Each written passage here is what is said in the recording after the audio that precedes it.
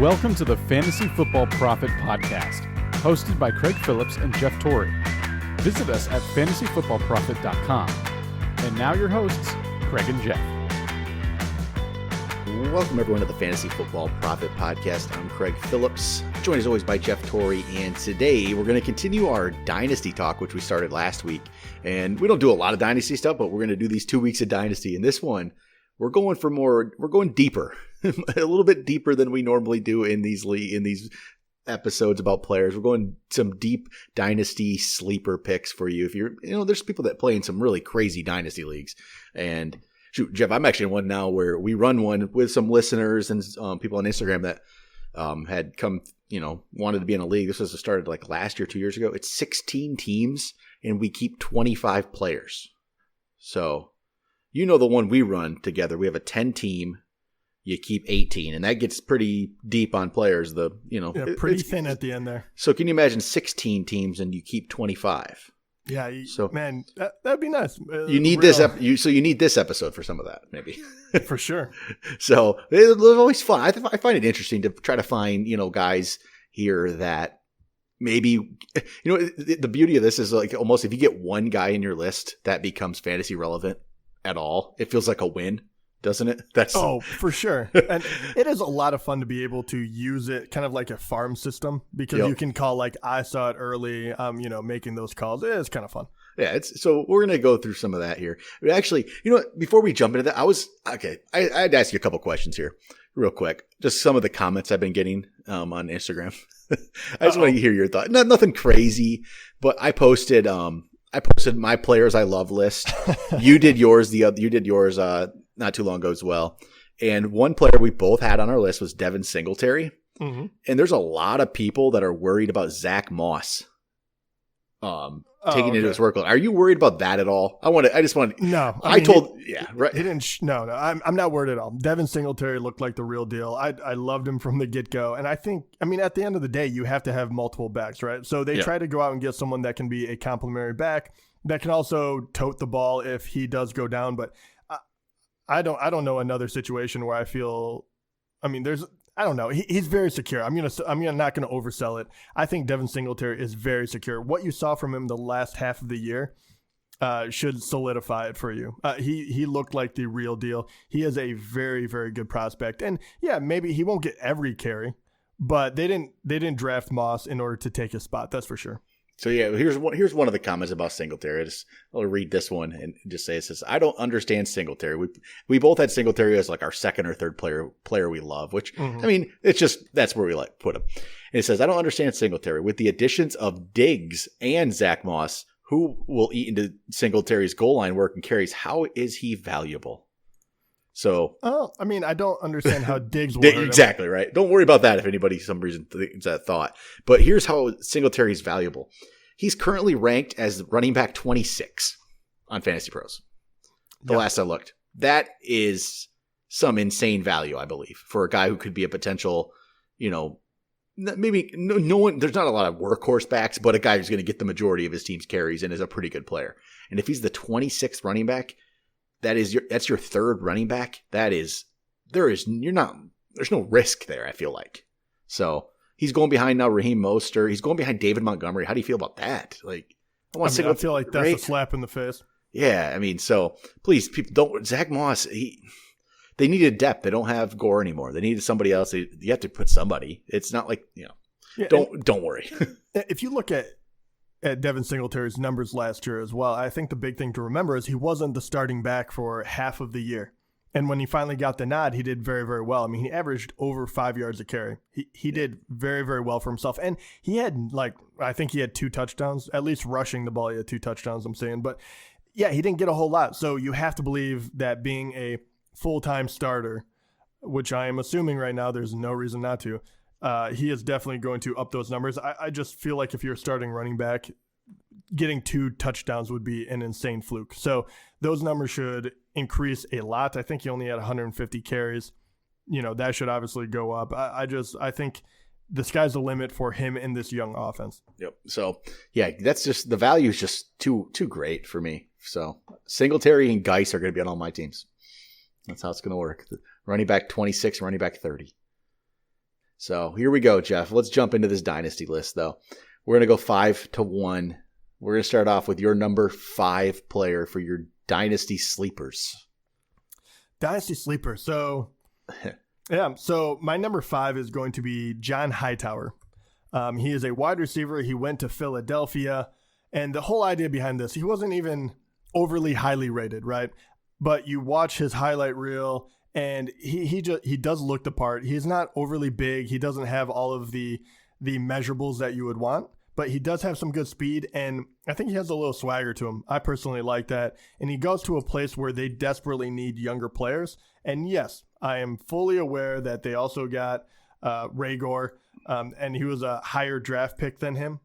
So obviously that does play into it. But even so, your starting wide receivers are Alshon and Deshaun Jackson. Both are they're just aging wide receivers. They went out, they traded for Marquise Goodwin, which I've never been overly impressed with. He just hasn't been able to do it. Arcega-Whiteside, they drafted last year. He didn't have really a coming out.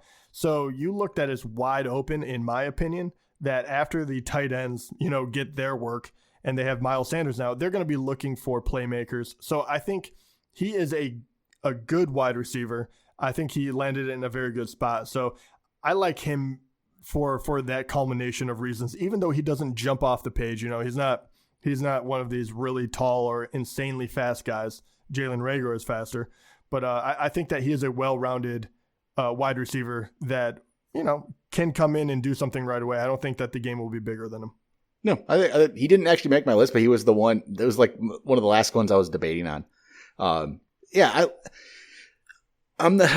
think there's going to be. I'm not sold on the guys up above. Like Alshon and Deshaun Jackson. Those guys aren't going to be around very much, are they?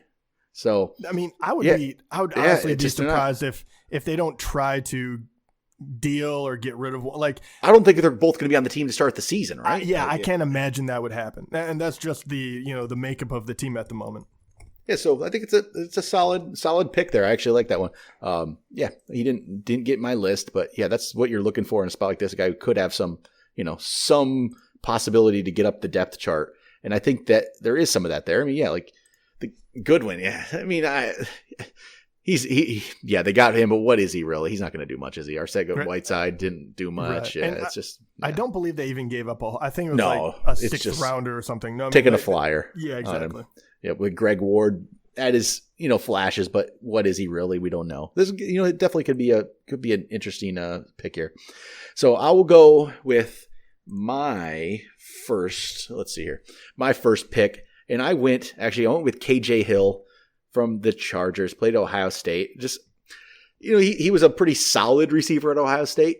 And I think the Chargers have guys ahead of him, obviously. There's Keenan Allen, there's Mike Williams. I don't even remember who else is on the team anymore. But I feel like there's a chance that, sometimes I like these players from big schools that were productive. He was productive. He was very productive at Ohio State. He was a very, very good player. And he went, way deep in the draft. I don't remember exactly. He went in the 7th round. Right, Sam. Yeah. He was projected to go a lot. He slid. Yeah, he did. I truly don't know why, but he had a very solid career there. And his senior year, the numbers weren't as good as his junior year. He only last year had 57 catches, 636 yards, but he did have 10 touchdowns, which is always nice. The year before he had 70 catches for 885 yards, 6 touchdowns. He's been a productive receiver in a very good offense.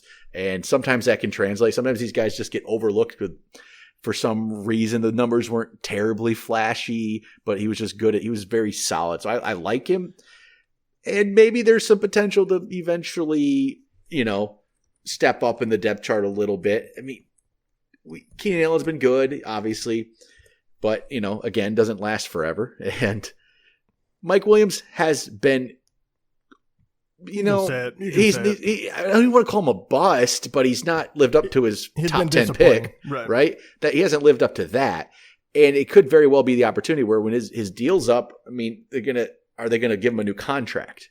I think they picked up his option, but after that, what are they going to do? And other than that, Keenan Allen and Mike Williams, what is the depth chart? There isn't people who's there. Right now, I pull up the depth chart here. You got Andre Patton, Joe Reed, Jason Moore, Darius Jennings. Why can't KJ Hill jump up there and be the third receiver?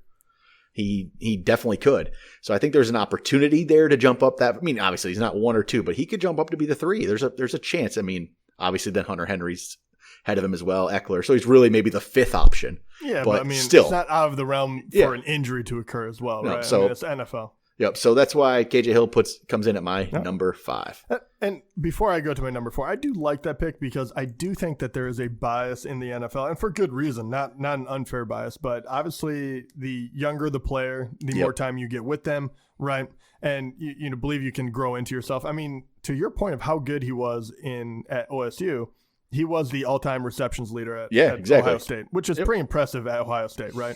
At the same time, he was a redshirt senior, so he is older for the class, and I think that does, kind of negatively affect him in the draft. So I like that pick. Yep. All right, number 4. Okay, number 4. I put your boy here, and he's probably going to be higher up on your list, so I'm not going to talk too much about him, but Antonio Gibson comes in at number 4 for me. He is kind of an anomaly, and Washington is, I still think, I mean, you have plenty of opportunity to kind of assert yourself into that lineup somewhere, and this is why I put him in and not another wide receiver from that team that I thought could have easily been here as well. I think they need wide receiver help, and if the injuries still occur, they'll need help at running back. He plays both positions. He is very, very athletic. They drafted him high, so you have to believe they're going to try to implement him. I don't personally think that this year is going to be all that great. I think he'll have flashes of like, wow, did you see that play that guy made? But I think hopefully they get their stuff together and they kind of figure out where he fits in. And that is why I do like him. At this one, I'm just taking pure talent compared to situation. So that is why Antonio Gibson shows up here. The thing is, he's so interesting because you don't even know where to rank him. Like in these dynasty ranks, where's he? Is he ranked as a wide receiver, as a running back? Like I don't know. It's just he's all over the board, right? Honestly, that helped me pick though because I was looking at Washington's depth chart. Yeah, and their wide receivers are just dog. Like no, I mean, you have your guaranteed number 1 now because came up on the scene last year, McLaren, and then as far as running back. He shouldn't. You have AP, which who knows, maybe they'll cut him or something, but you have AP, you have guys, and I know people would probably put Gibson immediately above Bryce Love, but he was really highly touted as well. So if the injuries don't occur, it all of a sudden is a very, very congested backfield. Yep. But he could very well play a part as far as like a third wide receiver or something of that nature. He could easily win that because I don't think there's that much talent at their wide receiver slot. Yep. So that's why I picked him compared to another wide receiver that I don't want to step on your toes if you're going to talk about him, but another wide receiver that is a very tall, interesting prospect that they got later in the draft.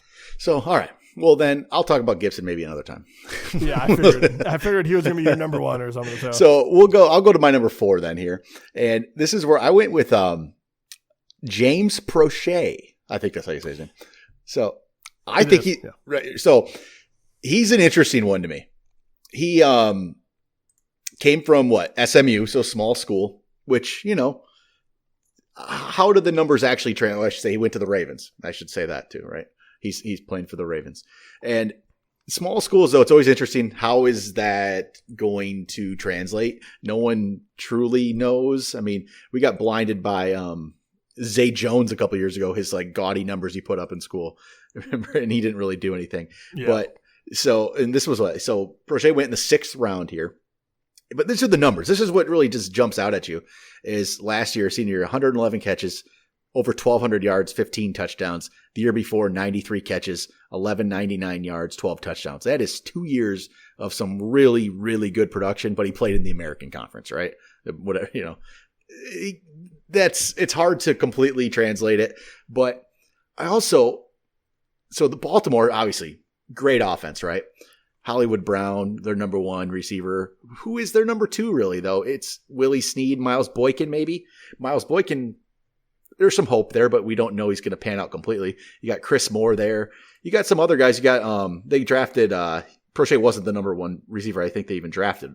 I'm completely blanking on the other one right now. It was Dunn. I'm just completely blank. Dunnervy. Yes. Yeah. He was drafted ahead of him, so people might have him higher ranked. But for some reason, I just like that production that Pro Shay had, and he's obviously deeper in the draft, so he's more of a deep dynasty sleeper that people aren't going to really talk about as much being this far down. So I think there's just opportunity because none of the guys ahead of him are just that great. I mean, Willie Snead's been a decent NFL receiver, but he could be out of the league in a year and no one would ever think about him again, right? Same thing with Chris Moore and some of these other guys around there. And it's always possible if he is productive, he jumps up and then he's in a great offense forever. Lamar Jackson's it's going to be great. So that's just it's just potentially he could jump up there. He produced in college. Maybe that translates. Maybe it doesn't, but it's worth a shot. So he's my number 4. Okay, I love that you put him on here. He was one that kind of jumped off the screen when you actually watch his highlight reel. And it's unfortunate too because he's kind of in no man's land. He's undersized, but he has very good hands. He's not a burner, but he's pretty quick. The only reason he didn't show up on here is even after all that, and I was kind of like, okay, you have Marquise Brown, you're not going to overcome him, right? And he's also incredibly fast. So you're kind of like, what do they really use? And it's definitely tight ends. And it's not really wide receivers. And I looked at Willie Snead was the second best wide receiver on that team. And he was targeted 46 times, caught 31 balls. And I was kind of like, oh, man. But I really like his tape. I really like the player. But that's why he didn't show up on me because in that offense, it's a great offense. It's not a great passing offense quite yet. Yep. So, but anyway, I really like the pick, though. I think he is a talented guy. All right, let's go to number 3 here for you. Number 3, I am going with another wide receiver. And this time I'm going with Van Jefferson. So he's another one that I don't necessarily think jumps off the page, right? And that is kind of the way it goes. But I think he is a very good wide receiver. I think he's solid all the way around. And he goes to a place that has a hole to fill, right? He went to LA. He went to the Rams. They picked him at the end of the second round. And now, you come in and you could fairly easily get the number 3 wide receiver position locked up as long as you come in and produce right away. And this guy is heavily competitive. He played for Florida and, 6'1", 200 pounds. So not overly tall or anything, but he doesn't really have any weaknesses. And I think they could use him, obviously, after Brandon Cooks, they shipped him off. So that's why Van Jefferson shows up at number 3. I think he's just more of a safe pick. I really like him to get reps, and we'll see if he can kind of make it in the NFL. So he's my number 3 as well, actually. Yeah, cool. So it's a lot of the same reasons. And, if he passes Josh Reynolds to be the number 3 there's production there. That they have had 3 productive receivers, at times. They had, when they had Cooks, they had Cooper Kupp, they had Robert Woods. They've been able to support 3 receivers. And if Jefferson becomes that third, he has a path to being at least relevant in fantasy. And that's a lot of the reasons he's going to make this list. Yeah, Josh Reynolds has been – I don't know what Josh Reynolds is. He's been an okay receiver. He's had some signs that he can be good, but there's Van Jefferson could pass him up in a second, and no one would ever think twice about that. And that's it, though. There's really nothing else in the depth chart. It's pretty much Kupp, Woods, Reynolds, Jefferson. That's it. Some of these names I'm looking at right now, I've literally never heard of these people. So, right. Greg Dortch, Nasimba Webster, J.J. Koski, Tristan Jackson. Somebody's going to get upset with us for saying I don't know those players.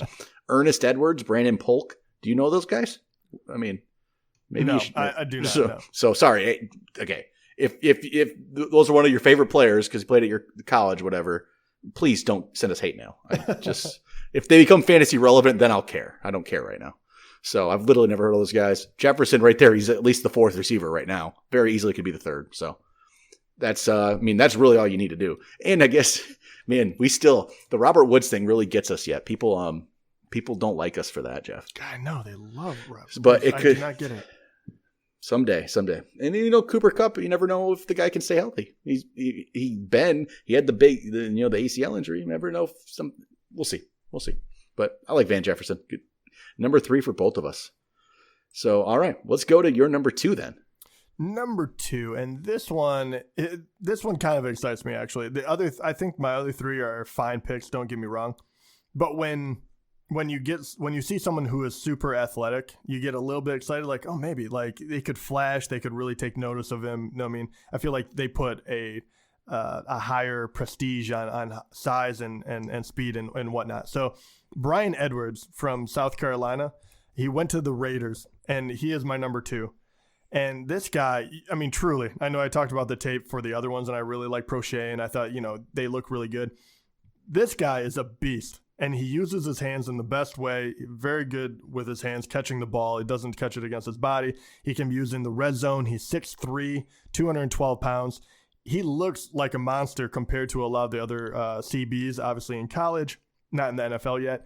But what I like about him even more is, on top of his physical acumen, is who is the other guy they drafted? Ruggs, right? He is a speed guy. He is not the same type of wide receiver. And the only other guy on their roster that really is kind of like Bryan Edwards would be Tyrell Williams, who is getting a little bit older. He's a good wide receiver, no doubt about it. And then you have Hunter Renfrow who runs in the slot. But I think Bryan Edwards could be used a lot in the red zone. I think he could be implemented right away. Other than that, I mean, you're going against Nelson Aguilar, who kind of completely fell off, Zay Jones, who never got going, and then a bunch of names that you're not going to know anyway. So this guy has a free road to be the second prototypical wide receiver on a Raiders team that is kind of gearing up to do things a little bit differently. But you still need people like that. And I think once he goes out there and plays, I think that they'll fall in love with him. So Bryan Edwards would be my number 2. So actually, I really like that pick. He didn't actually, I kind of overlooked him for my list. Actually, I'll be honest. I really like him though. That's a good pick because he's a little different than some of the other guys they have. I mean, they drafted Lynn Bowden too, who's different. He's just like he's different. He's not Edwards. He's kind of like a poor man's version of Gibson, where he does everything, exactly. And you're kind of like, where are they going to use him? Exactly. And Edwards is just different. Edwards could jump in there right away and be a starter right away this year. It's very good possibility. What would the Raiders offense be? We'll see, but he definitely could jump in there. It's 100% possible. So I would not be surprised to see him up there at all. All right. So I'll go to my number 2. And this is where I went with a running back here, my first running back. And I don't know, there's a bunch of names I could have gone with. I was trying to, not get the guys that are too high up, obviously, in the running back ranks. Trying to go further down, but trying to also find somebody that, could play, has a chance. You don't want to, just throw out like whoever. So I ended up deciding so it's Joshua Kelly. I picked Joshua Kelly for the Chargers. So he's right now, I think like the 13th, 14th running back in Dynasty kind of ish ranks. I've seen him. He's been, it looks like he's 13th right now. So Joshua Kelly for the Chargers. And a lot of this is, I'm not sold on Austin Eckler, right? That's where it becomes. I'm not sold on Austin Eckler being a every down starting running back in the NFL. And I'm just still not there. I mean, Austin Eckler, I believe, he's going to be valuable in fantasy. He's going to be a good fantasy player because he has been. He can catch balls. He can do a lot of things. But I'm not sold on him being that every down guy. And then behind him would be Justin Jackson, who he's decent, right? Justin Jackson's probably more just decent. He's pretty decently average. Kelly might be that too, but then again, maybe he's not. Maybe he has a little bit of chance to jump up, and he could easily pass Justin Jackson. If he does that, then he has a role already. And he was a 4th round pick, which is kind of just 4th round picks are interesting. It's more, he's borderline, not terribly valuable, but then again, it's not the 6th or 7th round pick kind of a thing, which it's just more of a throwaway. So Kelly, he's my pick at number 2. I think there's a chance that he actually can do something. I'll throw up some numbers here. So he played, here we go. His last 2 years, 1,000 yards, just over 1,000 yards last year, 4.6 yards a carry. His year before that, 1,200 yards, 5.5 yards a carry, 12 touchdowns in both years. So he's been decently productive at a good conference. So Josh Kelly is my number 2. All right. Number 2. I tell you the truth, I don't know a whole lot about Kelly, but I get your point. It's just more potential, more opportunity to jump up there. All right. All right, number one. On to my number one. Well, I know who your number one is. But my number one, and I had to do it because I had this guy ranked much higher than a lot of other people. And even now, he was ranked as the 23rd rookie as far as dynasty drafts go. Yep. And that's Chase Claypool. Oh, okay. Before we talk about it, I didn't put him on my list because I knew you would. So I didn't. Yeah, okay. I got another player. I almost didn't do Antonio because I was like, well, I can throw someone else on there. I know Craig will talk about him. I almost did the same thing. Yeah, so Chase Claypool, he is an absolute physical freak. I mean, he really is. And this guy comes, into the combine. He is 6'4", 238 pounds. He can move. He is a glorified. I don't even know what he is. I mean, they throw out stats that make him, talk about Megatron and whatnot. But he could even play like tight end in situations for him. He's just kind of a crazy athlete. They got him at the end of the second round. And they desperately need help, right? You have Juju, and you kind of saw what James Washington could do and Deontay Johnson, but he's a different kind of wide receiver, and I think that they can use him even with those other guys, and I think he'll surpass, one if not both of them at some point during the year, as long as he gets his stuff together and make sure he does the right thing. But at Notre Dame, he put up good numbers as well. His senior year, 66 catches for 1,000 yards and 13 touchdowns. And that is with a lot of injuries occurring around him. And he really came on in 2019 where I think he was kind of like figuring it out. So I think he finally caught wind of how to play the wide receiver position. And Pittsburgh is the perfect place to go, especially no one expects anything out of him, because they played so horrible on the offensive side of the ball last year. But with Big Ben coming back, I think the sky's the limit for this guy. And I know they picked up Ebron as well, but I really do think that if you wanted to have a very large wide receiver set in the red zone or whatever it may be and kind of set up Juju for that one-on-one, he'll be in there a lot. So really, really love Chase Claypool, especially going to Pittsburgh. So he's my number one. Yep, I agree with all that. He honestly would have probably made my list easily. I just as I'm putting it together and he's on there, I'm like, never mind. I'm gonna add another guy. So he has a great chance to jump up there. Because I'm not sold. Deontay Johnson, James Washington. Yeah, there's a chance either one of them could break out, but I'm not sold on it. They've shown some signs, but nothing that really makes you just. There's no sure thing, right? There's no guarantee they're going to jump up. And Claypool, he could definitely be better than either of those guys and get an opportunity. It's really going to depend on Ben Roethlisberger. It really is, what he is and if he's back. And they need him to be Ben Roethlisberger for at least a year or two here, so Claypool can get a chance here. So, all right. So my number one, a lot of suspense here, I bet. It's Antonio Gibson. Surprise. Right? So, if people have been listening before the draft, I was high on Antonio Gibson. He actually went higher than I expected. I'll be honest in the draft. I didn't think he was going to go, it's pick 66, I think, overall, which is, that's beginning of the third round. I was surprised at that. I honestly did not see that coming. And so here, all right, hear me out on this, okay? Don't laugh right away, please, when I say this. So Ron Rivera, right? He just came from coaching another team, correct? Right? Okay, yeah, I heard this. So right? Yeah, go ahead and say it. So did he draft Antonio Gibson because he wants to have another player that he can use, like he used Christian McCaffrey? Maybe, sort of. What do you think about that?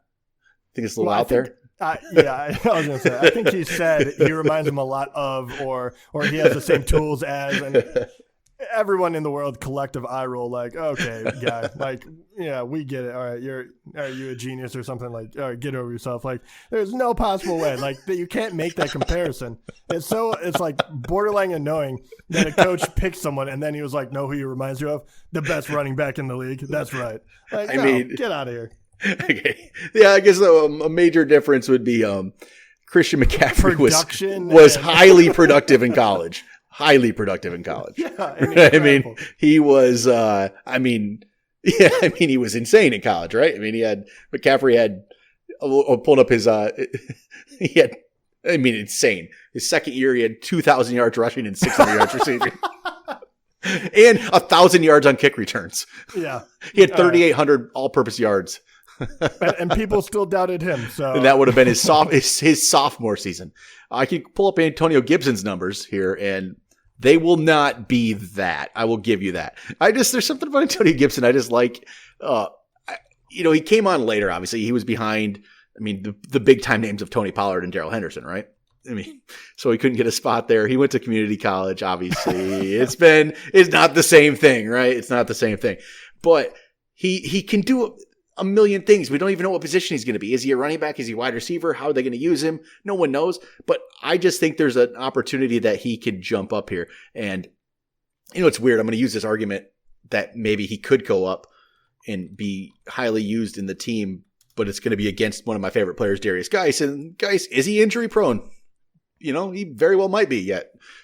Yeah. He's been injured, and I don't know if those are sometimes it's been kind of fluky, I feel like. But again, yeah, maybe if I'm wrong on Geis and he is injury prone, he gets hurt again, maybe Gibson has that chance. And maybe they do use him like Christian McCaffrey, a poor man. Okay, a very, very poor man's version of Christian McCaffrey. I'll give you that. But I think there's a chance that he's used very well.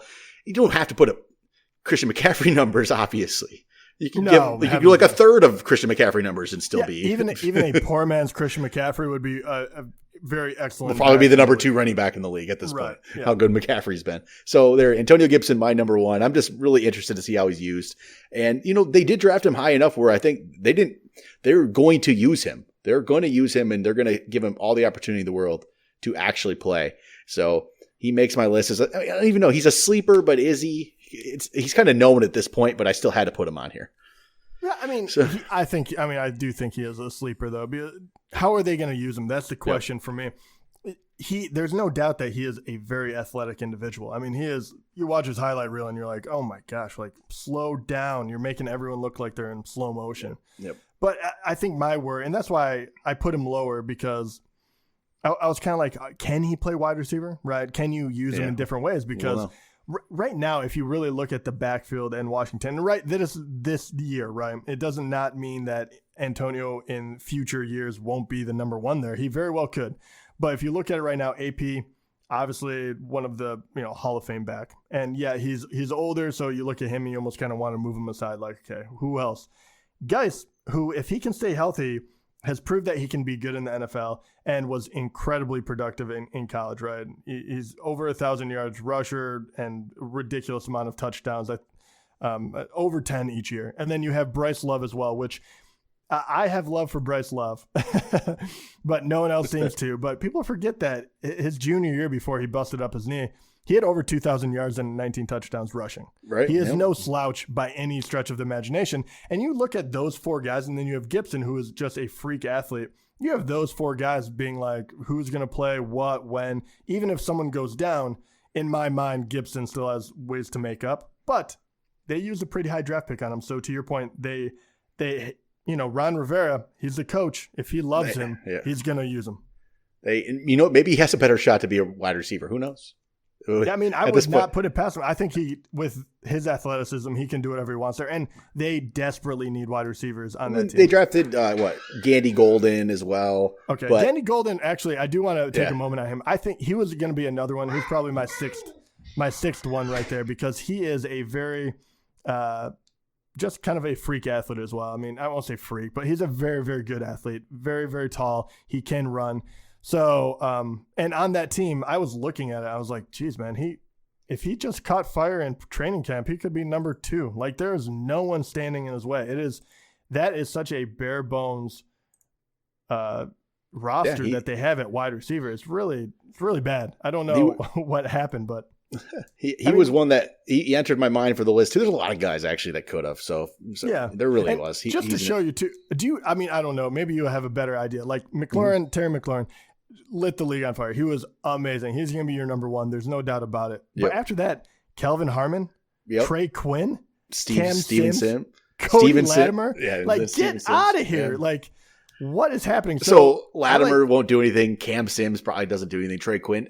Steven Sims, Kelvin Harmon. They showed their flashes, but it was more of there wasn't anybody to throw the ball to kind of flashes, I think. there was no one to throw the ball to. So somebody had to do something. But like Gandy Golden, Gibson, those guys could jump up there and become useful. And there's no tight ends either. Who are they throwing the ball to? A tight end? Jeremy Sprinkle? So, yeah, exactly. I mean, so there's a lot of room. That's why I almost could put both of them up there, except I don't know what Haskins is quite yet. And I felt bad being like, this could all fall apart. So I was a little, a little hesitant, but I totally understand. It's one of those that even Kamara, right, coming out of college was not overly productive. And people forget that. He was very, not rarely used, not compared to Gibson, but he definitely was not a workhorse or anything of that nature. And people saw his athleticism and said, hey, we're going to go out and get this guy and we're going to put him to work. And I think that's what the whole thing with Gibson is. They see what you can do if you put that kind of athlete in the right position. Yep. So I get your love with him. Yep. And see, there's other guys we could have put on this. I'll just one more name real quick that I didn't put on it, but I thought about it was Anthony Mcfarland Jr. He for Pittsburgh, just because I don't like James Conner. So maybe Mcfarland becomes the guy. So he's another interesting name. Eno Benjamin from Arizona is another interesting one. He fell a lot in the draft to like the 7th round, which was surprising. I think he even came out early, but he goes to the Cardinals. I mean, Kenyon Drake was good, and they have Chase Edmonds, but there's no guarantee again there. And Kenyon Drake was good for half of a season, right? But he was kind of a bust in Miami. So maybe he's not. Tannehill was too. So true, we'll see. But there's some other names. Those are some interesting names. Maybe just keep. No, they are. Those are great. Yep. Yeah, and even did you say KJ Hamler? No, I did not. Okay, KJ Hamler is another one, and I realize they're kind of like coming out of talent coming out of the gills down in Denver at the moment, and we got to find out if Locke is the real deal. But he's another one. I mean, everyone got really excited about Ruggs and everything like that. KJ Hamler is a very explosive, fast wide receiver that they'll be able to pair up with Sutton and Jerry Jeudy. It is a pretty cool compliment. So I'm very excited to see that offense get going. Do I think that he's going to have like an overly ambitious or overly productive rookie year? Not necessarily, but he is a guy that has the talent. If things go right for him, he could really take off. Yep. And then Donovan Peoples-Jones, right? He landed in the worst spot. Oh my gosh. Like, I love that you talked about him like a week before the draft, and then he falls on Cleveland, and you're like, unless they trade a bunch of wide receivers, he's not getting anywhere near the field. No, probably not. But all right, that'll do it for today. We'll be back next week. I think we're going to start some rankings episodes. We're going to get some running back ranks going and start to figure out where these guys are going to fall in our rankings. It's going to be interesting as we put together these lists. We'll be back next week. Talk to you guys then.